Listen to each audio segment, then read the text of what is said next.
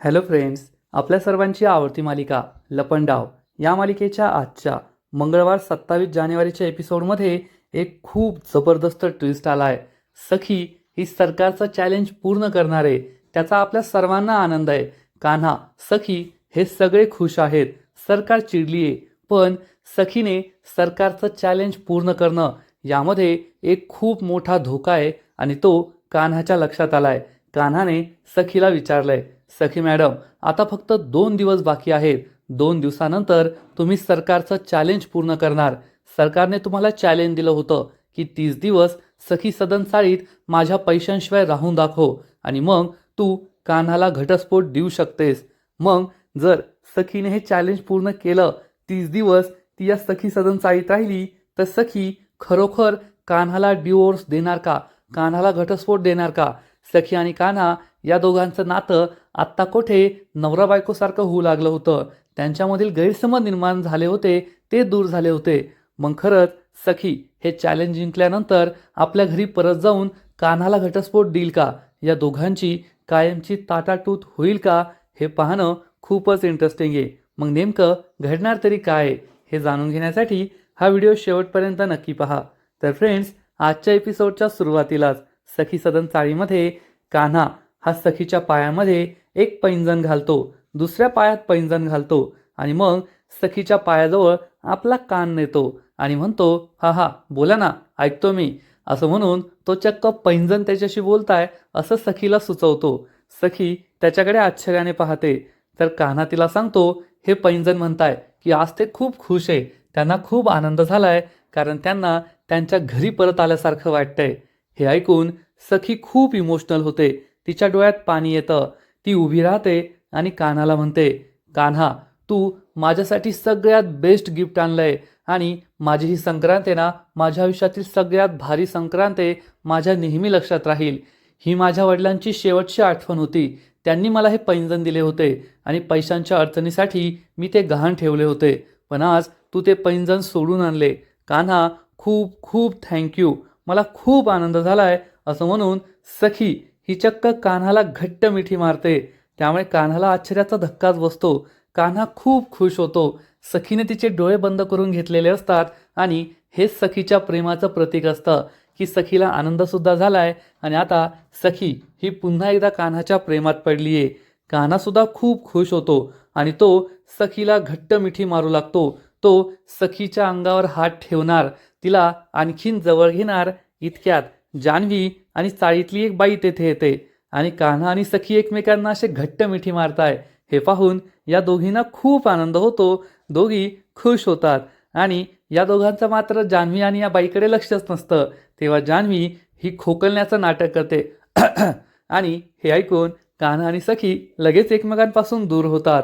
जान्हवीने आणि यांनी आपलं पाहिलंय, त्यामुळे दोघे खूप लाजतात. जान्हवी ही सखीला विचारते, काय सखी मॅडम, तुम्ही तर वाण घ्यायला आला होता आणि तुमचं हे काय सुरू येतं? तर सखी म्हणते, नाही नाही, काय नाही. जान्हवी म्हणते, चला वाण घेऊन मग.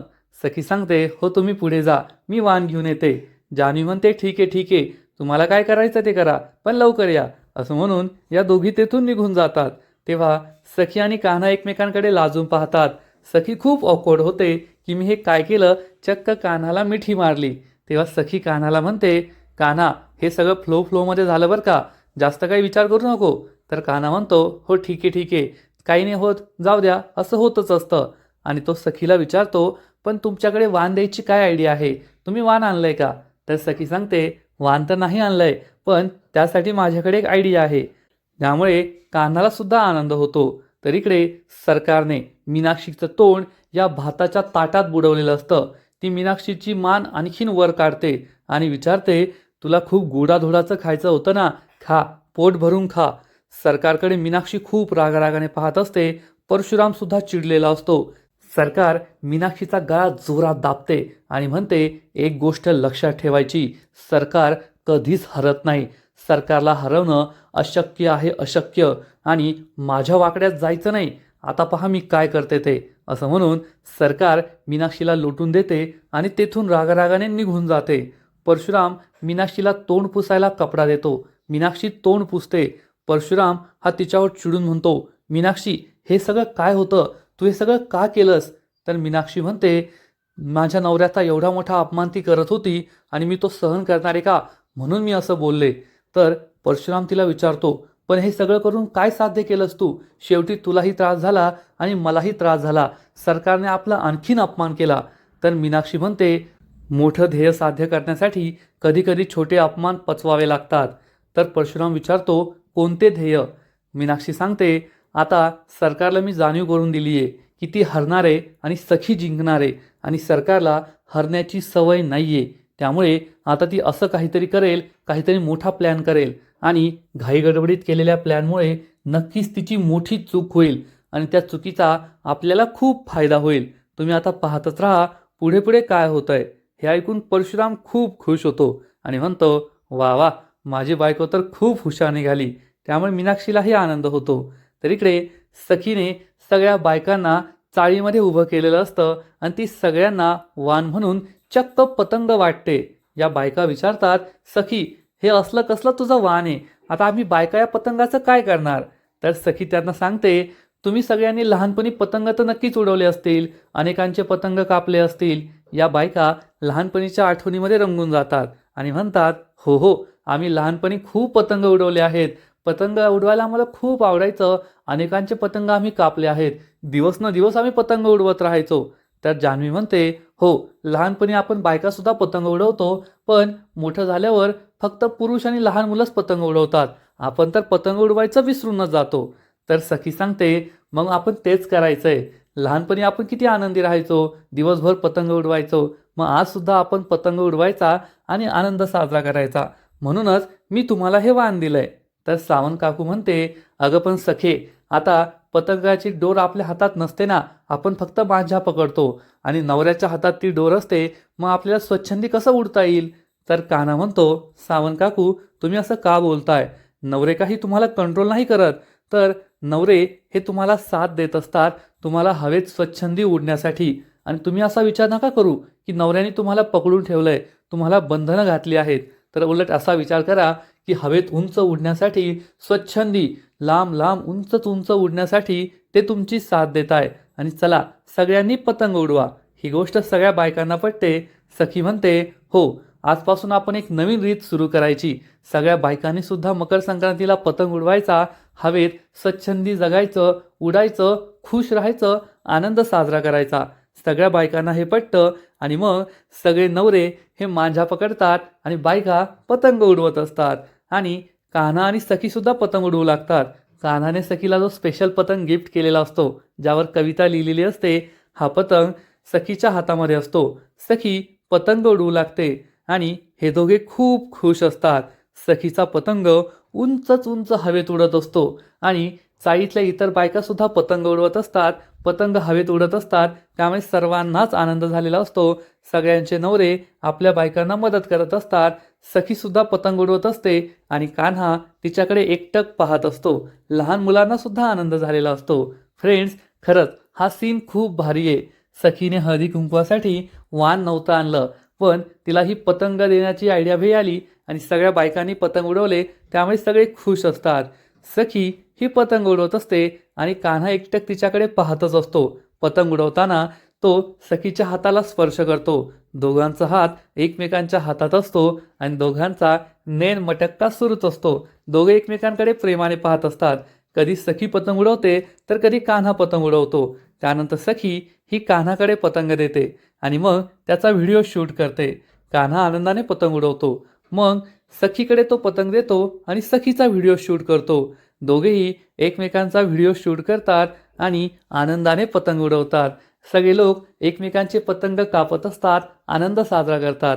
आणि सखीला जे करायचं होतं की सगळ्या बायकांनी पतंग उडवावेत, आनंद साजरा करावा, सहकुटुंब सहपरिवार पतंग उडवावेत, ते झालेलं असतं. त्यामुळे सखीसुद्धा खूप खुश असते, कान्हासुद्धा खुश असतो. आणि मग रात्र होते आणि इकडे सखीने चक्क सरकारला मी आणि कान्हा कसे पतंग उडवतोय, कसा एन्जॉय करतोय याचे फोटो पाठवलेले असतात, याचे व्हिडिओ पाठवलेले असतात. सरकार हे सगळे व्हिडिओ पाहते. त्यामुळे तिला खूप राग येतो आणि या व्हिडिओबरोबरच सखीने एक व्हॉइस नोटसुद्धा पाठवलेली असते. सरकार ही व्हॉइस नोट ऐकते. तर सखी तिला सांगते, पाहिलं का सरकार, आज चाळीतील माझ्या प्रेमाच्या लोकांनी माझं हळदी कुंकू केलं आणि त्यानंतर कान्हा आणि मी पतंग उडवला. आम्ही दोघांनी खूप आनंद साजरा केला. आता फक्त 2 दिवस राहिले आहेत आणि तुम्ही चॅलेंज हरणार आहात आणि मी चॅलेंज जिंकणार आहे. हे ऐकून सरकारला खूप राग येतो. सरकार चिडून म्हणते, या सखीला असं वाटतंय की हा व्हिडिओ पाहून, तिचा आनंद पाहून मला खूप त्रास होत असेल. आणि हो, मला त्रास होतोय, मला राग येतोय. मी या सखीला नाही जिंकू देऊ शकत. पण या सखीला माहीत नाहीये की सरकारसमोर एखादा प्रॉब्लेम आला ना, तर सोल्युशन हात जोडून उभे राहतात की सरकार तुम्हीच निवडा, आम्ही हा प्रॉब्लेम कसा सॉल्व्ह करायचा. आणि सखी, मी तुला सोडणार नाहीये. तू खूप हवेत उडतीये ना, पहा मी तुला जमिनीवर कसं आपटते ते. असा विचार करून सरकार सखी सदन चाळीची फाईल हातामध्ये घेते आणि म्हणते, पहा आता मी काय करते. तू खूप हवेत उडते ना सखी, की त्या चाळीत तू 30 दिवस राहून दाखवशील, माझं चॅलेंज पूर्ण करशील. तू तर त्या चाळीतून बाहेर निघत नाहीये, पण आता त्या चाळीतली लोकच तुला त्या चाळीतून धक्के मारून बाहेर काढतील की नाही ते पहा. आणि यासाठी मला ती चाळ जमीनदोस्त करावी लागली ना तरी चालेल. तुला आणि त्या कान्हाला मी चांगलाच धडा शिकवणार. आणि सरकार आपला प्लॅन बनवते. मग या सखी सदन चाळीच्या फाईलमध्ये नेमकं असं काय रहस्य आहे ज्यामुळे सरकार इतकी कॉन्फिडंट आहे की ती सखीला त्या चाळीतून हाकलून लावू शकते. हे पाहणं खूपच इंटरेस्टिंग असेल, एवढं मात्र नक्की. दुसरा दिवस उजाडतो आणि सखी सखी सदन कन्स्ट्रक्शनच्या ऑफिसमध्ये कामत एम्पायरमध्ये आलेली असते आणि मेडिकल ऑफिसरला भेटते. ती या मेडिकल ऑफिसरला म्हणते, मला सखी सदन चाळीतील सगळ्या लोकांचा मेडिक्लेम काढायचा आहे. आणि त्याच वेळेस परशुराम येतो आणि यांचं बोलणं चोरून ऐकत असतो. तेव्हा मेडिकल ऑफिसर म्हणतो, सखी मॅडम, खरंच तुम्ही अगदी तुमच्या बाबांसारखाच विचार करता.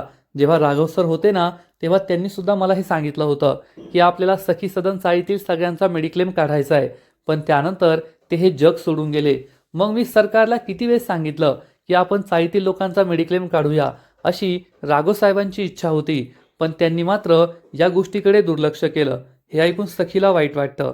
सखी मेडिकल ऑफिसरला म्हणते, पण आता वेळ गेलेली नाहीये. आपण त्या सगळ्या लोकांचा मेडिक्लेम काढूया आणि कमीत कमी प्रीमियम असेल अशी पॉलिसी त्यांना देऊया. म्हणजे जेव्हा कधी त्यांना गरज पडेल त्यांना कोणासमोर हात पसरायची गरज नाही पडणार.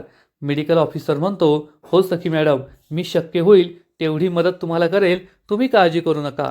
परशुराम हे सगळं ऐकतो आणि खूप खुश होतो. त्याला असं वाटतं की सरकारला हे जाऊन सांगावं आणि मग सरकार बहुत खुश होगी, शाबाशी देगी. तर सखी मात्र खुश असते. थोड्या वेळानंतर सखी सदन चाळीमध्ये चाळीतील बायका एका भांडेवालीला आपल्या जुन्या साड्या, जुने कपडे देऊन तिच्याकडून भांडे घेत असतात. चाळीतील बायका या भांडेवालीला खूप सारे कपडे देतात, पण ही बाई त्यांना एखादा तांब्या, एखादं छोटंसं पातेलं, 1-2 वाट्या असेच भांडे देत असते. त्यामुळे चाळीतल्या बायका खूप चिडतात आणि म्हणतात, काय गं, आम्ही तुला एवढे कपडे देतोय आणि तू आम्हाला एवढंच भांडे देतीये, हे काही बरोबर नाहीये. तर ही चाळीतली बाई म्हणते, ओ मावशी, तुमचे कपडे पहा ना, एवढे जुने, साधेसुधे, त्यांना काही क्वालिटी तरी आहे का? मग तुम्हाला काय चांगलं मिळणार आहे? तेवढ्यात सखी तेथे येते आणि विचारते, हे सगळं काय चाललंय? सखी ही सरकारच्या बंगल्यात राहणारी, त्यामुळे तिला कपडे देऊन भांडे मिळतात हे माहीतच नसतं. तेव्हा दाभाडे मावशी सखीला सांगते, सखी ही भांडेवाली बाई आहे, तिच्याकडे भांडे असतात आणि ती कपड्यांवर भांडे देते. म्हणजे आपण तिला आपले जुने कपडे द्यायचे आणि त्याची किंमत तीच ठरवणार आणि मग आपल्याला त्या बदल्यात भांडे देणार. आणि जर त्या भांड्याची किंमत जास्त असेल तर आपण तिला वरतून पैसे सुद्धा द्यायचे. सखी म्हणते, अरे वा, ही तर खूप छान पद्धत आहे, मला तरी माहीतच नव्हतं. माझ्याकडे सुद्धा खूप जुने कपडे पडले आहेत, मी सुद्धा माझे जुने कपडे घेऊन येते. तर ही बाई म्हणते, हो हो, या ना ताई, तुम्हाला मी नक्षीदार भांड्यांचा सेट देईल. सखी म्हणते, ठीक आहे. आणि ती आपल्या खोलीत आपले कपडे आणायला जाते. तर या बायका या भांडेवालीवर चिडून म्हणतात, वा रे वा, म्हणजे आम्ही तुला एवढे भांडे दिले आणि तू आम्हाला एक पेला, एक तांब्या दिला आणि त्या सखीला तू नक्षीदार भांड्यांचा सेट देणार आहे. तर ही भांडेवाली म्हणते, ओ ताई, पहा त्या मुलीकडे, त्या मुलीचं राहणीमान पहा, तिचे कपडे पहा आणि तुमच्याकडे पहा एकदा. तिच्याकडे भारी भारी कपडे असतील, चांगल्या क्वालिटीचे, जीन्स, टॉप असं सगळं असेल. आणि तुमच्या ह्या जुन्या साड्या, या साड्या नव्या साड्यांचीच किंमत काही नाही आहे, मग जुनं झाल्यावर काय असणार आहे? त्यामुळे बायका खूप चिडतात आणि विचारतात, तू काय आमची लायकी काढतेस का? त्याच वेळेस तेथे सखी येते. सखीने खूप सारे कपडे आणलेले असतात आणि ती या भांडेवालीला हे कपडे देते. सखीच्या या कपड्यांमध्ये जीन्स असतात, भारी भारी टॉप्स असतात. त्यामुळे ही भांडेवाली बाई सखीला नक्षीदार भांड्यांचा सेट देते. त्यामुळे सखीला खूप आनंद होतो आणि ही भांडेवाली विचारते, तू सखी कामत आहे ना? सखी म्हणते, हो हो, मी सखी कामतच आहे. भांडेवाली सांगते, मी तुझं स्वयंवर पाहिलं होतं, पण मला एक कळत नाहीये, तू इतकी सरकारची मुलगी, बंगल्यात राहणारी, मग या छोट्याशा चाळीत कशी येऊन राहतेस? नक्कीच तुझा काहीतरी हेतू असेल. हेतू असल्याशिवाय मोठी माणसं काहीच काम करत नाही. हे ऐकून सखीला खूप वाईट वाटतं. तर चाळीतल्या बायका मात्र खूप चिडतात आणि या भांडेवालीला म्हणतात, ए, तू तुझं काम करायला आली ना, भांडे विकले, आता निघ, आमच्या सखीला काहीच बोलायचं नाही. तरी भांडेवाली चिडून म्हणते, हो हो, जातीये. तशी ही चाळ वेगळीच आहे, लोकंसुद्धा वेगळे, मला तर काही कळतच नाही, त्यांना बोलायची पद्धत नाही, वागायची पद्धत नाही. ही भांडेवाली म्हणते, आता मला हात तरी द्या. चाळीतल्या बायका तिला भांडे उचलून देतात. भांडेवाली डोक्यावर भांडे ठेवते आणि तेथून निघून जाते. सखीला मात्र वाईट वाटतं, ही बाई जे काही बोलली त्यामुळे. चाळीतल्या बायका सखीला समजावून सांगतात, जाऊ दे, ती काही पण बोलते, नको विचार करू. चाळीतल्या बायकासुद्धा निघून जातात. सखी तेथेच उभी असते. तेवढ्यात कान्हा तेथे येतो आणि विचारतो, काय झालं? सखी त्याला झालेला सगळा प्रकार सांगते की ती भांडेवाली बाई म्हणाली, मी एखाद्या हेतूने येथे थांबलीये. तर कान्हा म्हणतो, काय चुकलं तिचं? खरंच बोलली ना ती. तुम्ही चॅलेंजसाठी तर येथे आला आहात ना? तेव्हा सखीला आठवतं की सरकारने आपल्याला चॅलेंज दिलं होतं की 30 दिवस तू त्या चाळीत राहून दाखवायचं, माझा एकही पैसा न वापरता. जर तू परत आली तर प्रॉपर्टीच्या पेपर्सवर सह्या करायच्या आणि कान्हाला घटस्फोट नाही द्यायचा. पण जर तू तेथे राहू शकली तर तू कान्हाला घटस्फोट देऊ शकते आणि तू म्हणशील तसं. तेव्हा सखीला हे सगळं आठवतं. सखी म्हणते, हो खरंय, मी येथे वेगळ्या हेतूसाठी आले, पण मी चाळीतल्या लोकांना ते नाही ना सांगू शकत, नाहीतर त्यांना किती वाईट वाटेल. कान्हा म्हणतो, हो ते खरंय, पण आता 2च दिवस बाकी आहेत. 2 दिवसात तुमचं चॅलेंज पूर्ण होईल आणि मग तुम्ही सरकारविरुद्धचं चॅलेंज जिंकणार, आपल्या घरी परत जाणार. तुम्ही मला घटस्फोट देऊ शकता का? खरंच आपला घटस्फोट होणार का? तुम्ही मला डिवोर्स देणार का? हे ऐकून सखीला मोठा धक्काच बसतो. कान्हाला काय उत्तर द्यावं हेच तिला समजत नाही. कारण या 28 दिवसांमध्ये सखी आणि कान्हा एकत्र राहिले आहेत आणि सखीला कळून चुकलंय, ती कान्हाला जेवढं वाईट समजत होती तेवढा कान्हा वाईट नाहीये आणि हळूहळू ती पुन्हा एकदा कान्हाच्या प्रेमात पडलीये. त्यामुळे हे चॅलेंज जरी जिंकली तरी ना सखीला ही सखी सदन चाळ सोडून जायचंय, ना कान्हाला घटस्फोट द्यायचा आहे. मग हे चॅलेंज जिंकल्यावर सखीचा निर्णय काय असेल हे पाहणं खूप इंटरेस्टिंग असणार आहे. कान्हा हा सखीला म्हणतो, जाऊ द्या, नका विचार करू, पाहूया नंतर.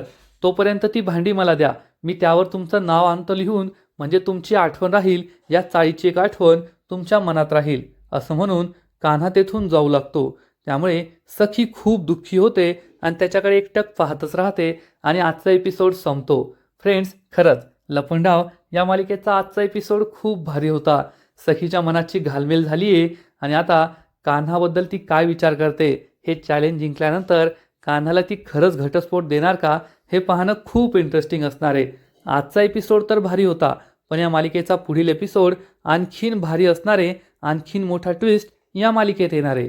पुढील एपिसोडमध्ये आपण पाहू की सरकार निश्चय करणार की काही झालं तरी मी आता शोधून काढणार त्या दाभाडेचे 10 लाख रुपये हॉस्पिटलमध्ये कुणी भरले होते. तर इकडे कान्हा कबीर बनून आपल्या घरी आलेला असेल आणि बाबांच्या फोटोवरून हात फिरवणार. तेव्हा आजी त्याला सांगेल की जोपर्यंत मी त्या तेजस्विनी कामाची चिता पाहत नाही ना, तोपर्यंत माझ्या मनात असलेला सुडाचा अग्नी शांत होणार नाही, तोपर्यंत मी सुटकेचा निश्वास सोडणार नाही. कान्हा हे सगळं ऐकतो आणि आता आजीची इच्छा पूर्ण कशी करायची हाच विचार करतो.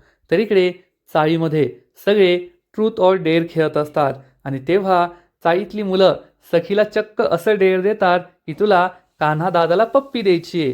हे ऐकून सखी आणि कान्हाला मोठा धक्काच बसेल, पण सखीला हे डेअर पूर्णच करावं लागणार आणि ती कान्हाला पप्पी द्यायला तयार होईल. ती कान्हाचं तोंड पकडणार, त्याचा गाल आपल्या ओठांसमोर आणणार आणि चक्क त्याच्या गालांवर पप्पी देणार. मग हा सीन पाहायला खूपच मजा येईल, एवढं मात्र नक्की. तर फ्रेंड्स, तुम्ही सुद्धा एक्सायटेड आहात ना हा सीन पाहण्यासाठी? नक्कीच कमेंट करून सांगा. म्हणजेच या मालिकेचा पुढील एपिसोड खूप भारी असणारे, एक जबरदस्त ट्विस्ट येणारे. पण सगळ्यात मोठा ट्विस्ट म्हणजे सरकारने नेमका काय विचार केलाय, सरकार ही सखीला सखी सदन चाळीतून कशी बाहेर काढणार आहे.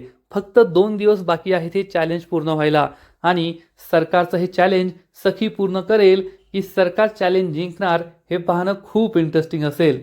जर सरकारने हे चॅलेंज जिंकलं तर सखीला आपल्या घरी परत जावं लागेल आणि कान्हाला घटस्फोट देता येणार नाही. पण जर सखीने हे चॅलेंज जिंकलं तर मग सखी कान्हाला घटस्फोट देऊ शकते. सरकार आणि कान्हाच्या हातात काहीच राहणार नाही. पण सखी ही आता कान्हाच्या प्रेमात पडली आहे, त्यामुळे ती कान्हाला घटस्फोट देईल का? हे दोघे एकमेकांपासून वेगळे होतील का? आणि जर सखीने कान्हाला घटस्फोट दिला तर मात्र कान्हासाठी खूप अवघड होईल, कारण मग कान्हाला सरकारच्या घरात राहणं अशक्य होणार आणि सरकार त्याला नोकरीवरूनही काढून टाकेल आणि स्वतःपासून दूर करेल. मग कान्हाचं जे उद्दिष्ट आहे, त्याला जे सरकारला बर्बाद करायचं आहे, आपल्या बाबांच्या मृत्यूचा बदला घ्यायचा आहे, ते शक्य होणार नाही. कारण त्याची आजी राजलक्ष्मी किर्लोस्कर ही रात्रंदिवस एकाच गोष्टीचा जप करतीये की मला सरकारची चिता पाहायची आहे. सरकारची चिता पाहिल्याशिवाय माझा सुडाचा अग्नी शांत होणार नाहीये. आणि जर कान्हाला सरकारची चिता जाळायची असेल, आपल्या बापाच्या खुनाचा बदला घ्यायचा असेल, सरकारला बर्बाद करायचं असेल, तर मग त्याला सरकारच्या घरातच राहावं लागेल. सखीबरोबर एकत्र राहून त्याला सरकारला बर्बाद करता येईल. आणि जर सखीने त्याला घटस्फोट दिला तर त्याचं हे उद्दिष्ट कधीच सफल होणार नाही, कधीच पूर्ण होणार नाही, एवढं मात्र नक्की. म्हणजे आता सखीच्या एका निर्णयावर कान्हाचं भविष्यसुद्धा अवलंबून आहे. मग सखी काय निर्णय घेईल हे तर येणाऱ्या एपिसोडमध्येच कळेल. तर फ्रेंड्स, तुम्हाला सुद्धा लपंडाव ही मालिका आवडते ना? नक्कीच कमेंट करून सांगा.